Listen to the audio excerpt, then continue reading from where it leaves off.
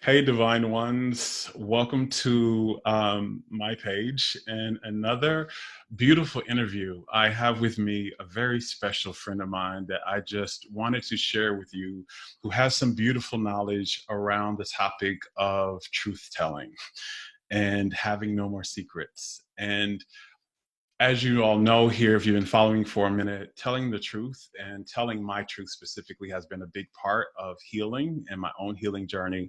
And when I thought about going deeper and having someone come on with me to talk about this topic of telling the truth and living our truth and having no more secrets, there was nobody that came to my mind faster than my dear friend, Jill Prescott. And she is also known as the spiritual badass. She is exactly that. She's a spiritual teacher, a healer, and just a truth teller. And she's doing some great things out in the world, as you could have seen from the bio that I posted of her beforehand. But I just wanted to bring my friend Jill on here so we can have this conversation about telling the truth. And more specifically, Jill had this line that I literally just wrote down a second ago, and I really wanted to dive into this with her, which is about truth telling as access to a deeply spiritual, human, and earthbound life. And that just, when she said that, I was just like, yep, absolutely. And I just want to talk about that. So there's so much, Jill, that I want to speak to you about with this. And so the first thing I want to ask you is, what is your definition of truth telling? Hmm. It's so expansive, as you know, Jerome. So it encompasses so much. And truth telling really, for me, is living um, without any noise in the background that says this isn't right, this is off, or and that you cannot say because it causes shame or guilt or anything. So when we are not truth telling, we're suppressing the truth of who we are as human beings on the planet. Mm-hmm. And that, of course, directly impacts our capacity to do the soul's work. Mm. Mm. So yes, absolutely. I have some more that I will dive into with that around that, because I think that's a huge piece. And so as we're talking about the practice and the state of being of truth telling, why is this important to you? Like, what was your journey that brought you to the importance of this and making your work be kind of making it be a big central part of your work? Mm-hmm. Yeah, well, I was a liar and a non-truth teller for a good portion of my life. And there's very different things. So I actually started out as someone who didn't tell the truth, and that created a life in which I had to lie. So the truth telling, it wasn't, I did a talk on this a week or so ago. And what I said in the very beginning is, it's not that I was raised to not tell the truth in my home. It was that we just didn't talk about things. So this, what gets created in the not talking about things is that there's certain topics that become taboo, like money and sex and feelings and all of that stuff. And then the taboo creates shame, guilt around things. And that's where the non-truth telling comes in, because you're not going to start telling the truth about something that you've been raised or taught is shameful or bad. Yeah. So for me, that meant that I didn't tell anybody when I was being sexually assaulted at 9 and physically, emotionally assaulted. I didn't tell anybody about the rape at 15. And then I didn't tell anybody about being sexually active at 16 when I was in the hospital and they took my appendix. And I found out many years later that it was an ectopic pregnancy, and it cost me the capacity to have children. So all of those things bore a tremendous cost in my life. So once I became someone who didn't tell the truth, to cover that up, you have to lie about who you are. and what you want and your desires, and you have to create this whole fallacy of a life. And then for me, at one point, I got hit with an illness. I had brain lesions. I started having huge issues with my brain, and as a direct result, and I don't care what anybody says, it was a direct result of living my life not being faithful to the truth of who I was. Mm. Mm-hmm. Yeah. I just, there's so many correlations in our journeys around that. And I just kind of want to co-sign a few of that, what you just said, because, for me, telling the truth when I was a kid, telling the truth and living the truth of my being, that one, I realized I was attracted to the same gender when I was 5 years old. And also around the same time, I also realized that I had psychic and intuitive abilities. And those two things in my environment that I was growing up in, even though, no one said, none of my family or parents actually said out of their mouths the words that these things weren't acceptable. But in the environment, in the culture, you could feel it. It was in the energy field that this was not okay. This was deemed as wrong. And again, what you said was, when you feel there is something wrong about you, what the tendency to do is to hide it. And one of the ways you hide it is to not tell the truth about it. And what that meant for me was I began to live this life as a liar, right? I was never telling my truth, and I was doing it to try and stay safe, right? Because in my head, exactly, telling this truth meant that, they were going to find out about this truth. They were either going to withdraw their love from me some type of way, or they were going to criticize me, or actually maybe even physically harm me further. Yes. So lying was this protection device, right? It was this way. But like you said, what I also learned in my healing journey when I had to have a near-death experience was the very reason I manifested the diseases. One of the core, it was kind of like three pieces to it, but one of the core pieces to it was I had been disconnected from my truth for so long. And we cannot be well and disconnected from our truth at the same time. They can't, they don't exist in the same space. And that's just, when you said that, I just wanted to, I was over here, my energy was jumping up and down, yes, yes, yes, yes, yes, yes, yes. Go ahead. No, go ahead. This is something that I know that you and I can have this conversation on your wall. Anyway, I'm going to say it. So what I'm starting to get, or I'm starting to feel is possible, and I'm not right. This is just something that's coming up for me, is that if we are not actually living our soul's intention on the planet, there's really no point in us being here. So these diseases and this stuff that happens is like either wake up or get out. We don't have time for your shit.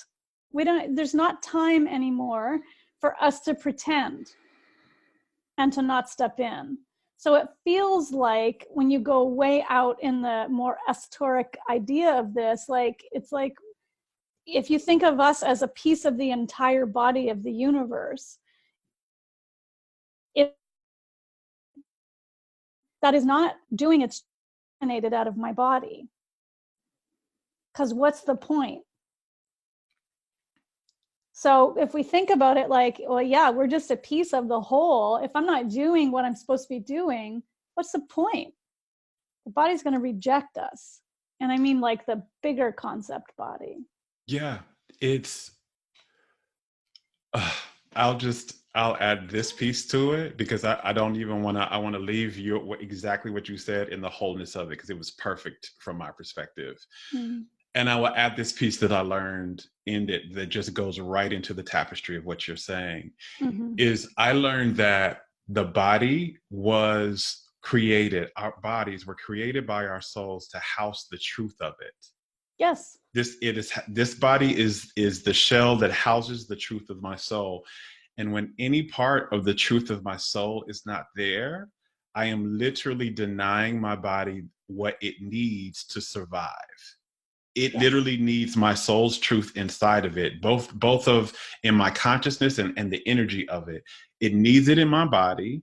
And when it's not there, what I'm literally doing, which goes directly to what you just said, what I'm literally doing is saying, I don't want to be here in this life. And so my body begins the exiting process.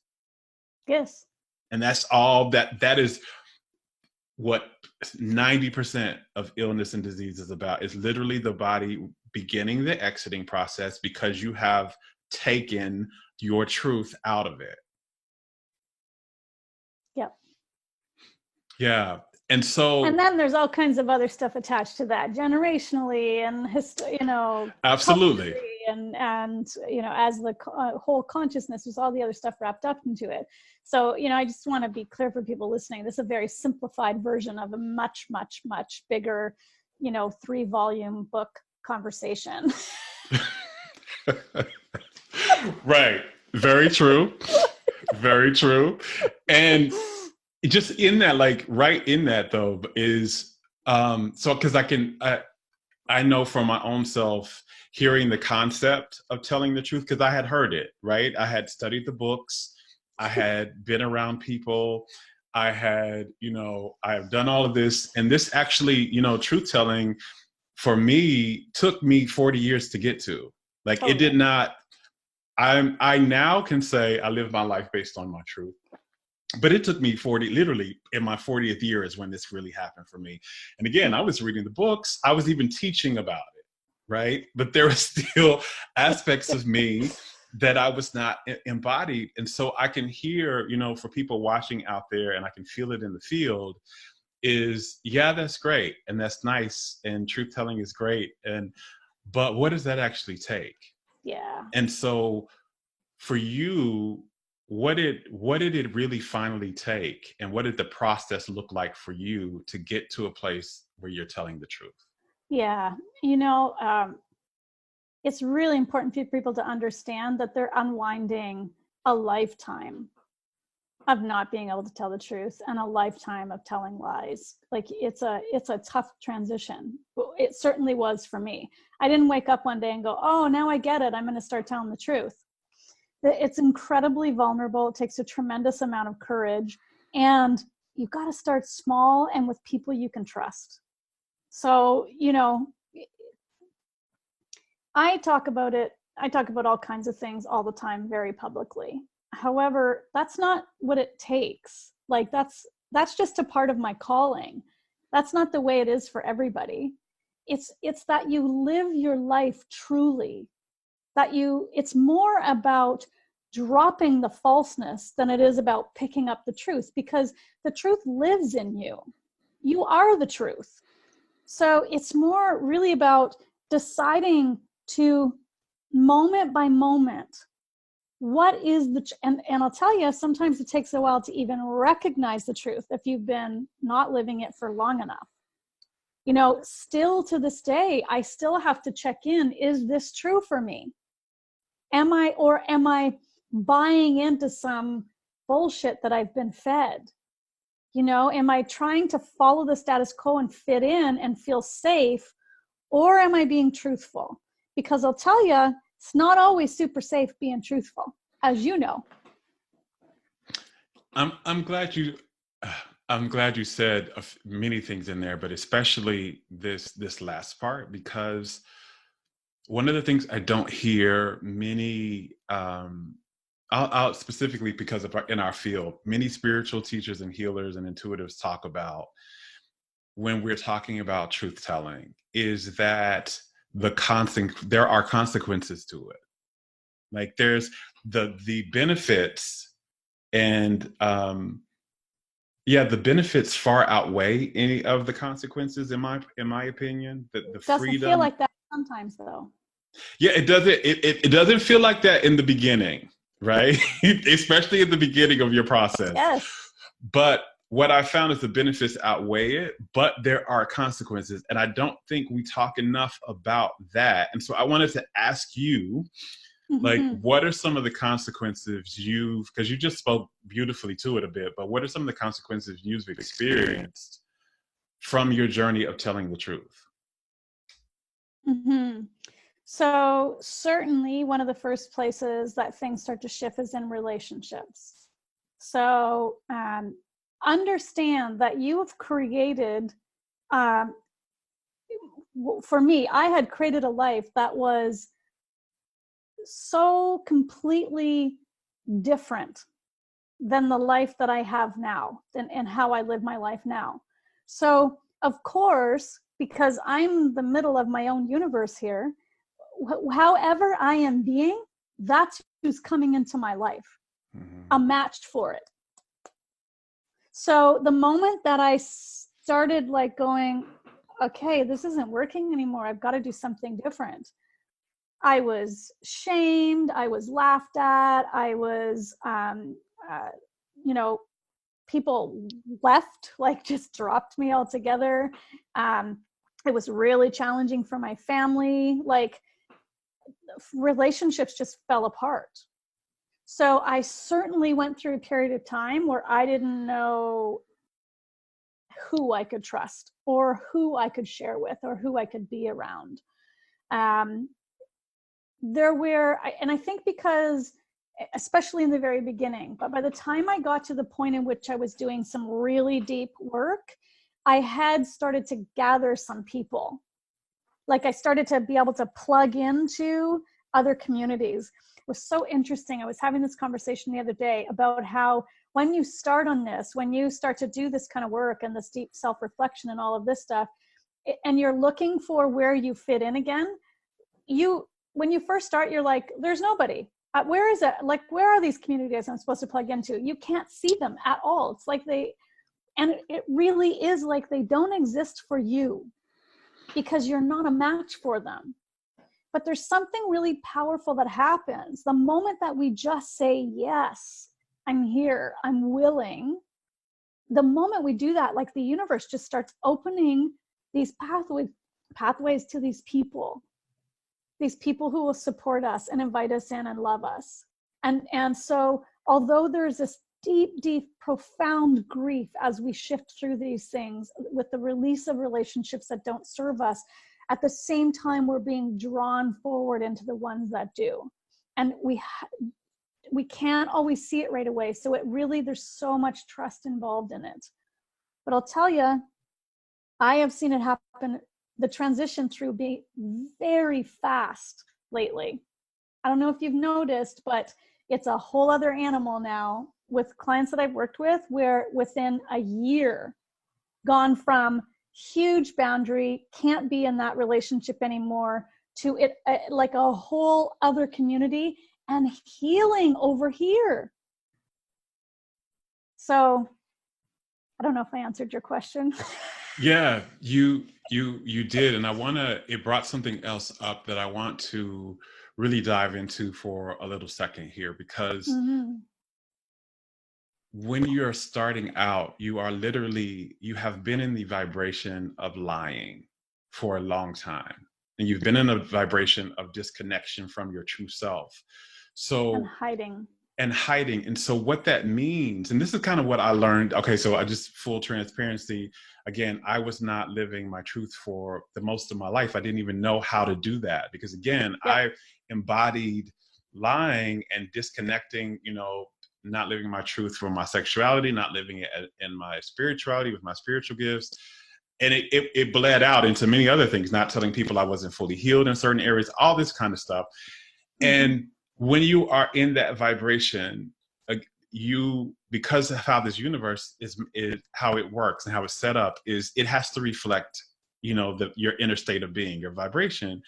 And Every so time. you think on everything and every time. And so you think in the beginning when you're doing this work, because when you first start telling the truth, you're not fully truth embodied yet. You're getting Right. pieces of it in, right? You're not fully there.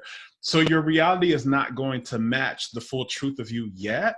So Mm-hmm. just beautifully, like you said, in the beginning, it's going to be like, there's nobody out there. I'm going to be all alone. Nobody respects this. And that's why one of the things to really understand when you're first beginning to come out of hiding and lying and you start to tell the truth, it's going to fuck your foundation up.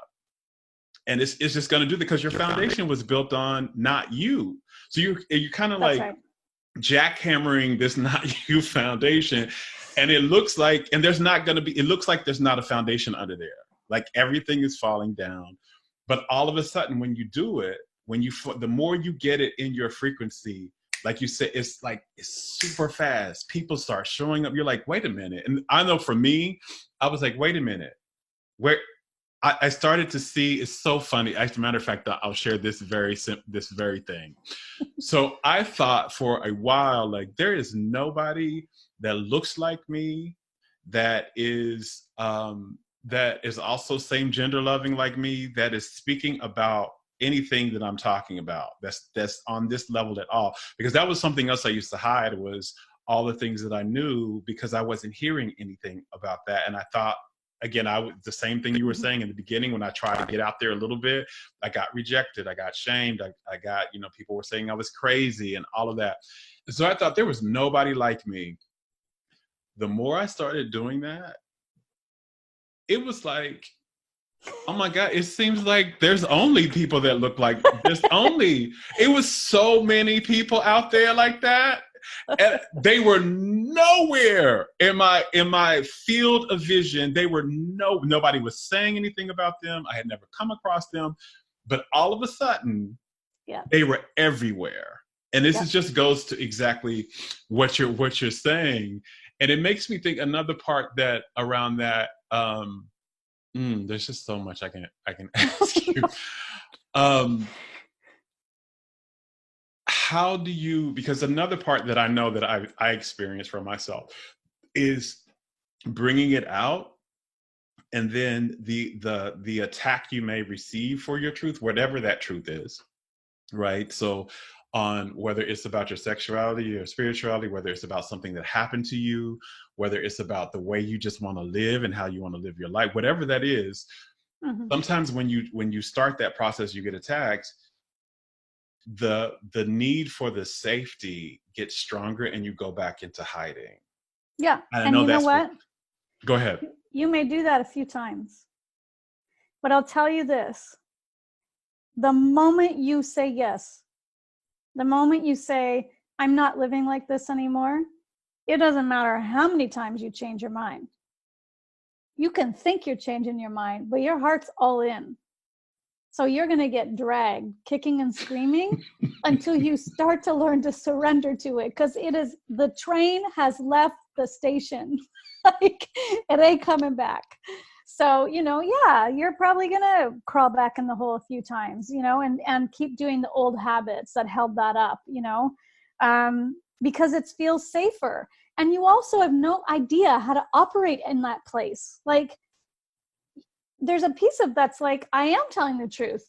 No, not fully. This is also where it's good to have somebody on your side with that, who's been through it, that can actually say, like, yeah, okay, I get it, but there's something not right here. Like, what is this? What is the thing you do that's weird? Like, that doesn't make any sense. And it's a cover up. It's a cover up. Like a way to hide who you actually are and to stand in the truth of who you are. So yeah, you're gonna trip over yourself about a bazillion times. I mean, I've been at this for a long time, and I still need my friends every once in a while, or my mentor, or my business coach, or whatever, to say, like, yeah, maybe you want to look at that again. Yeah, there's this saying, and I wish, I've never been just actually truth telling. I've never been really good at like remembering a quote full on and like saying, here was the quote, or I was never good when I was in religion in Bible school reciting Bible verses. I was just not that kid. Like, I always had to paraphrase. And so I'm paraphrasing this kind of statement. It was something about your truth wants your whole life. It wants to devour every piece of it. And it's Mm-hmm. not going to stop until you offer it up on a plate. Yep. And that to me has been one of the truest statements of my life, It's that true. it is going, until you bring all pieces of this to the forefront. It's not going to stop. It wants to have your whole life. And it goes back to another piece that you were saying about, I wanted to circle back on this, as you said earlier, around how bringing your truth and embodying it is going to look different. And for me, because I began the truth telling journey to save my life. Like I had a conversation with someone the other day, and they were saying to me, wow, you seem like such an embodied and centered being in the world. And they were saying it as far as this kind of like bowing kind of guru type of thing. And I had to stop them. And I told them, one, I hear this a lot. A lot of people will say this to me, but I want to stop people every time, because I say, one, I didn't do this to kind of get some type of some enlightenment certificate, or to try to have people, bow and give me oranges and incense and things like that. I literally, like, this wasn't something I was doing to be so spiritually holy or, great. I was literally doing this to save my life. Yes. And this is the byproduct of what it looks like of me saving my life. Because I came to a space where I knew my soul was very clear with me. It was like, you are not going to be healthy, and you're not going to make it out of here unless you fully tell the truth. And it took me years, right? Like you just said, and all that stuff going back and back and back. And so my truth for me, because I know I was called to be a teacher, and that was revealed to me very clearly in my near-death experience, that I would be teaching what I learned. That was kind of a part of my service in the planet here. Mm-hmm, mm-hmm. And so doing that, speaking my truth and living it out loud in public was not easy. That was a learned skill. That was not something that came up. Yes. And me sharing every aspect of myself in public is a way that, one, I remind myself of what I've learned and what I'm continuing to learn, and how I keep my energy field free enough so that I don't hide myself anywhere, because I do exist in public spaces. But that's not the case for everybody. Everybody's not called to be here. So, I'll have people that come and say, do I have to get online and do a video and share with everyone that, I was raped, or that, I am attracted to the same sex, or that I'm this? And I was like, unless you're being called to teach publicly. If you're being taught to call publicly, you have to be free in all the spaces you exist in. Mm-hmm. But if you're not, you just have to, and you don't start there. This is another thing I want to add. I really want to talk with you with too, because we just talked a little bit about you coming out, and then there are situations that may have you going in, and that being a cycle. I think if you jump too many steps, it'll fuck your process up. Totally. And I also want to say, even as someone who's public, even as someone who's teaching and sharing and doing all that stuff, your truth is sacred. So there are things you are not required to share. And as a matter of fact, offering that up for public consumption, some of it's not okay. It's not for everyone. It will backfire. It'll backfire. Absolutely. Yeah. It's like boundary. Totally. I want to put this piece in here, especially for those that are watching this now. One thing that I learned through this process that I think may be of benefit to the people watching is that I started to discover that all the things I didn't like about myself, all of the things that I felt shameful about, or I was upset about, or all of that stuff, through the journey, I discovered that all of it had a place. All of it has a place. That as much as we are putting all this false front on, as much as I was lying about my life, as much as I was not telling the truth about things, who I was, the essence of who I was still there. Underneath of it all, this was a veneer. So underneath of the not telling the truth and underneath of the lies, everything is duality here. So there was another side of it that I didn't have to say, I reject this part of myself. This was bad. I was bad. There's something wrong about who I am. There isn't. It's only like choosing the other side of it, choosing the truth of it, and pulling all of who you are in so that it's not being rejected. So, such a beautiful place to go.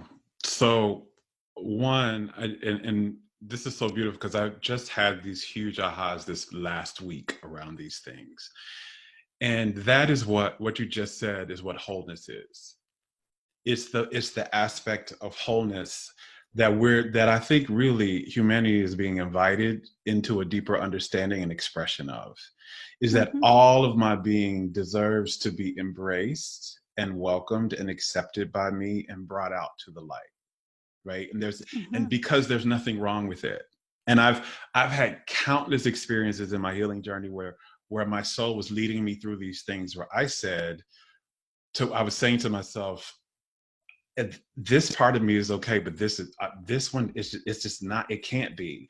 And my soul was like, we're going right there, and you're going to get it, and you're going to bring it up to the light, and I'm going to show you when you get up to the light, when you bring it. And again, by the way, it wasn't like this happy-go-lucky, yes, I'm going, like it was the most terrifying things that I've ever done, because the message behind this, which you really touched on, the message that we're taught often, especially for those of you who are listening who you can say, I'm a liar, right? And you know you're lying about something. The message that you probably got in your childhood is that you cannot tell your truth and be loved at the same time. Exactly. And so you feel like, what it feels like is you're going to lose everything if this truth is going to come. You're going to lose everything. And so my soul was like, you're going to have to risk losing everything. And I got to a point, and that's really for me, my desire to be well became bigger than my fear of losing everything. Now for 40 years, you all, my desire to like not lose everything was the biggest thing. So let me not get here. And it got to a point where my desire to be healthy and to be me got bigger. I was willing to risk everything if it meant gaining all of myself back. Yes. And so that's what I was doing. So the process was like, I got this, like I went and got these pieces that I thought were hidden in the darkest piece of the shadows of my being, that I thought were ugly, or I thought were, whatever. They didn't belong to me. They didn't really need to be a part of me. I brought them to the light. And what the light showed me was that it's where I belong, where that piece actually belongs. All of me belongs, just like you so beautifully stated it. It's like nothing suppressed, nothing rejected, because there's nothing wrong with you. And you only find it out. You only find that out when you go get that piece and you bring it to the light and you tell the truth around it and you show it and you express it. It just doesn't happen any other way. And I'm saying that because I was the person who was teaching it. I helped so many people bring those pieces to the light.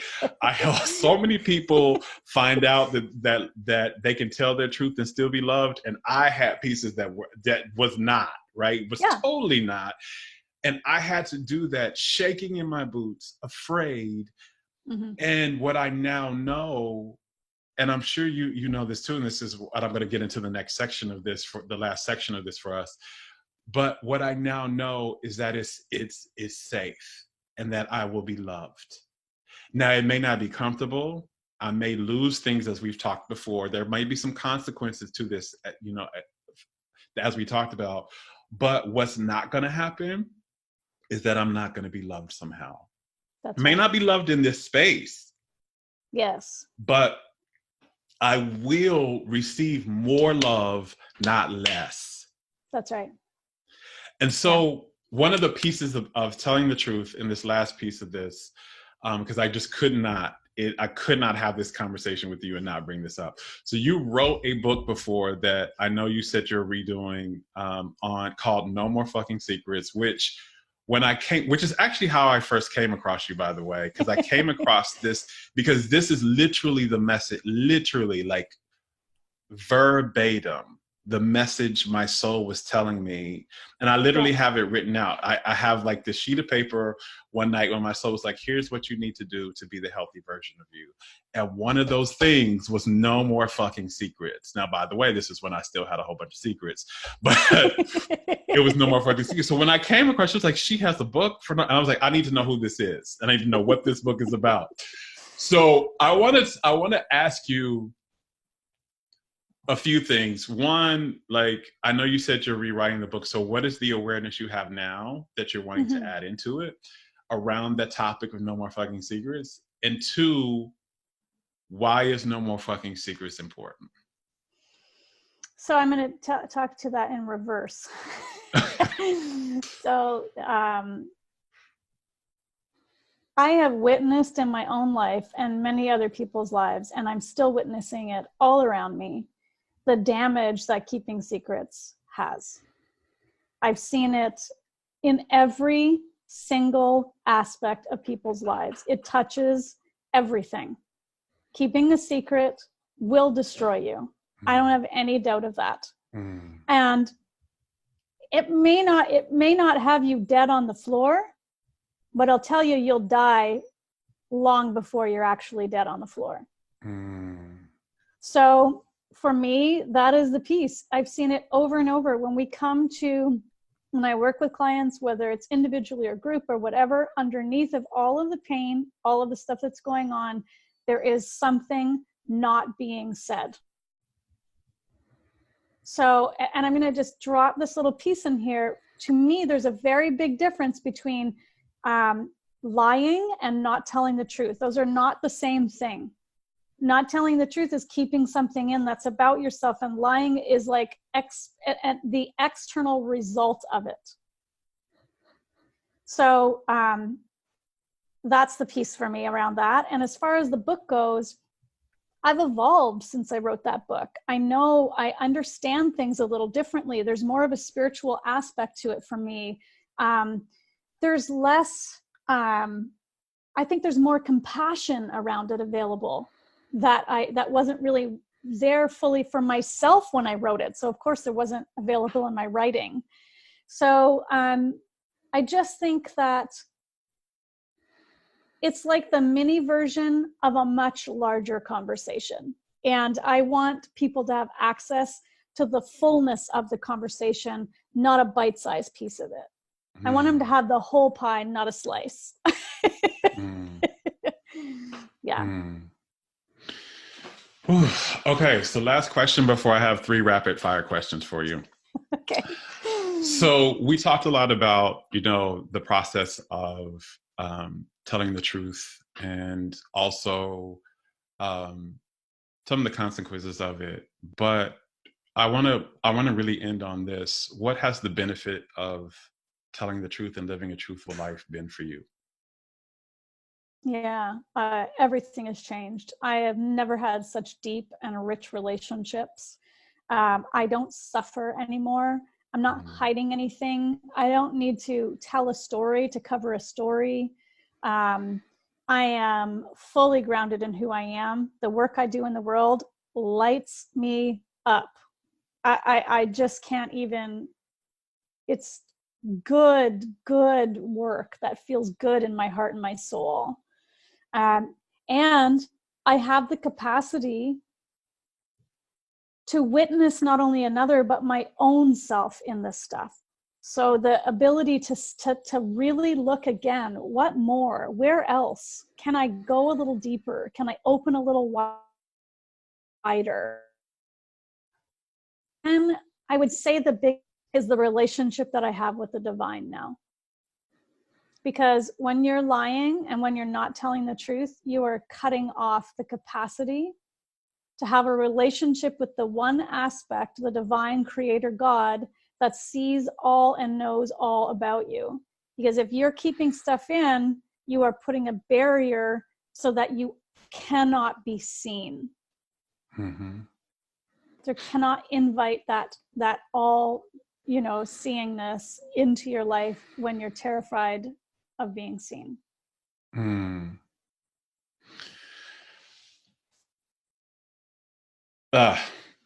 It feels like I want to add this one thing, because that is just, it's so funny, because I'm literally, as I'm listening, I'm like, I'm going to go right after I finish this conversation and rehear this last part and write it, because you said so many jewels in this last part. The piece that I've found with all, like, I co-sign each of that, all of that, exactly to the 100% T. And I also say, telling the truth for me, I finally am attracting what's actually mine. Like, Yes. stuff that really lights me up, stuff that feels really authentic for me. And like you said, all of that you said, and my life, that the things that are showing up and manifesting for me feel like me now. And they really nourish and feed me. Yeah. And that was not the case. And so now I don't have to and why that's important, because I don't have to force manifestations anymore. Like, I really think just living your truth is a key piece, is I'd almost say the most important piece to this whole manifestation conversation. Like, if you would just live your truth, stuff that would just show up that feeds you. You don't have to force it. You don't have to do. Now there's fun in some of that, but you don't have to force it anymore, is what I found. I don't have to force those things. Yeah.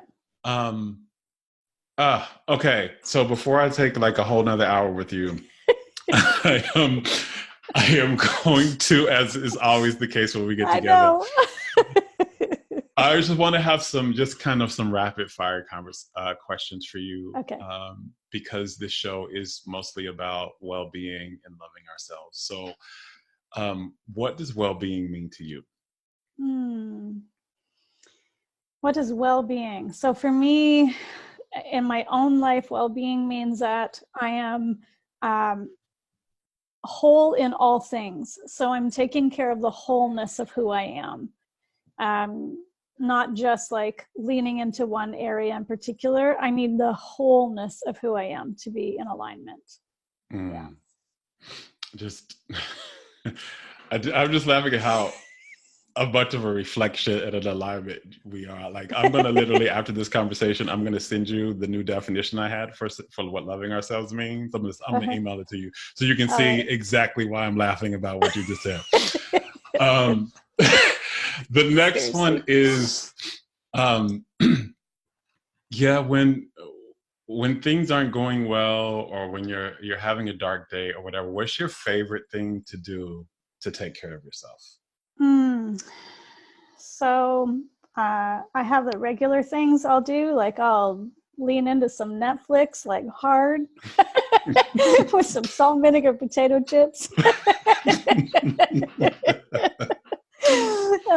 But for me, as far as really nourishing myself, I need to be outside. I need to walk. I need to be in nature. That's a really big aspect. We are of the dirt. So if I need to realign something, I need to be of the dirt. And I do regular silent retreating. Yeah.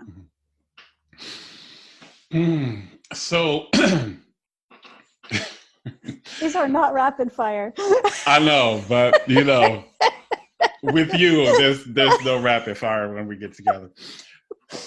So what's the guilty pleasure of yours? Guilty pleasure. I don't know. What's a guilty pleasure of mine? People watching and then letting whatever dialogue I happen to have go through my head. Maybe. Is that a guilty pleasure? I don't know. We'll take it. Yeah, I don't know. We'll take it. I talk about everything. Yeah. Last thing. So and I have this question just because a lot of times when spiritual teachers get together, we share wisdom and we talk about all the good stuff. And sometimes we don't talk about the duality and the wholeness of our being. This is a question to get to that. What's something that is on the raw edge for you at this moment? On the raw edge for me is, first of all, where I live right now is really challenging for me. So in relationship, for me, I can move tomorrow and my partner cannot. So that's really, it's just like this, like, okay, where is the balance? Where is the place that we can be in together? And the timing around it and the whole thing. So that would definitely be the raw edge for me right now. Okay. Sending loving energy for that, and however it wants to be used through you for that. Thank you. Well, as always, Jill, thank you so much. You have blessed my entire life experience, as always, with this conversation. And I know that those who are listening have gotten some type of blessing out of this as well. Thank you so much for speaking to the truth, for living the truth, and being an example of the journey with that. Thank you. As all of you all listening, please follow her. Please reach out to her. She has beautiful work in the world. If you liked this at all, it gets 1,000 times better in person and on her page. So much love to you, Jill. Thank you, thank you, thank you. And until next time. So good. Yeah. Bye. Bye.